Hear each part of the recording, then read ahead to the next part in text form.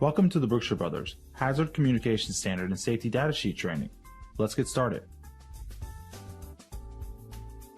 The Occupational Safety and Health Administration, also known as OSHA, regulates chemicals in the workplace to the Hazard Communication Standard.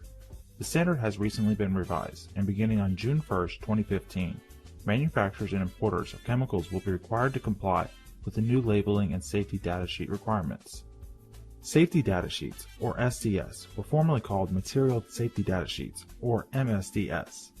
Because the new labels and safety data sheet are already available for some chemicals, this training is needed so you will be able to read and interpret the information on the new labels and SDSs. All container labels should display minimal mandatory information. Now, let's take a look at the new labeling requirements. The product identifier identifies the product and may possibly have the product name, code number, or batch number. These must be identical to the corresponding SDS safety data sheet.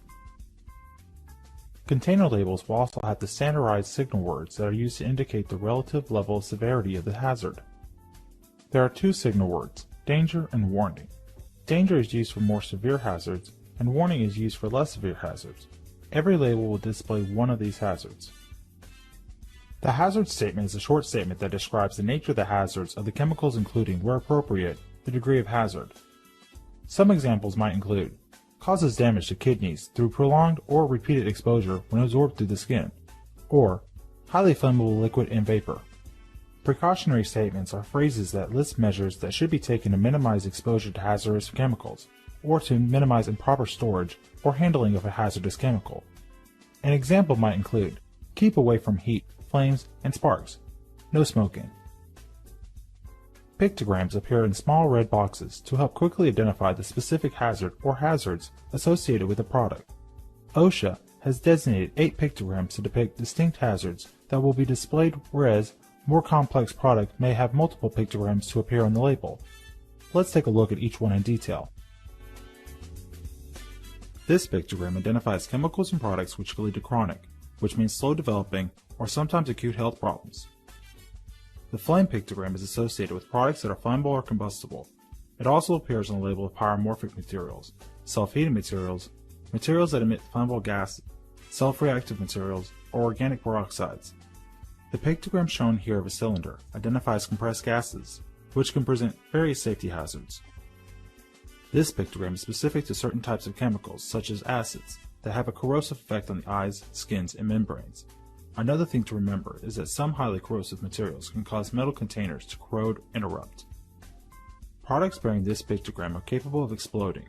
It is vitally important to pay attention to the precautionary statements that appear on the container label. A flame over an O represents products that are oxidizers.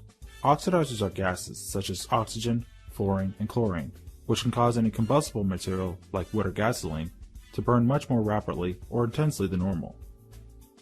This identifies acute and potentially fatal toxicity hazards. Chemicals that bear this pictogram may be highly poisonous or fatal if swallowed, if contact is made with the skin, or if it is inhaled. This pictogram represents the lower end of the scale for specific hazards, when it is compared to the products bearing some of the other pictograms. Each chemical approved for use has a corresponding safety data sheet, or SDS. Let's go over the key sections that make up the new safety data sheets. Identification. This includes the name of the product, as well as its common chemical name. This section also identifies the manufacturer, their emergency contact information, and the recommendations or restrictions for the product's use. Hazard identification. This section identifies all hazards of the chemical, and the appropriate warning information associated with those hazards. Information that appears on the container label also appears in this section, including signal word, hazard statements, precautionary statements, and pictograms. Composition information on ingredients. Here you'll find the name of each hazardous chemical present in the product, along with any unique identifiers, such as the Chemical Abstract Service CAS number. First aid measures. This section describes the initial care that should be given by untrained responders to an individual who has been exposed to the chemical. Firefighting measures. This will provide recommendations for extinguishing a fire involving the chemical. Accidental release measures. This section provides recommendations on the appropriate response to spills, leaks, or release of the chemical.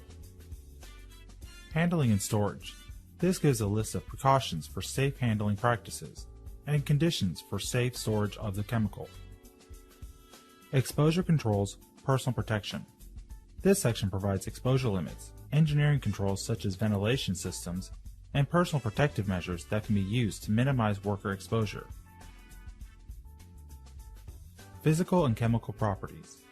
This section lists the chemical's characteristics, including but not limited to appearance, odor, flash point, and pH.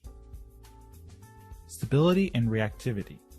This section discusses whether the chemical is stable or unstable under normal conditions while in storage or while being handled.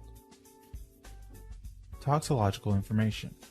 Here you can see the toxicological and health effects, if any, of overexposure to the chemical. Also, information about known or likely types of exposure, such as inhalation, ingestion, or eye contact, will be in this section.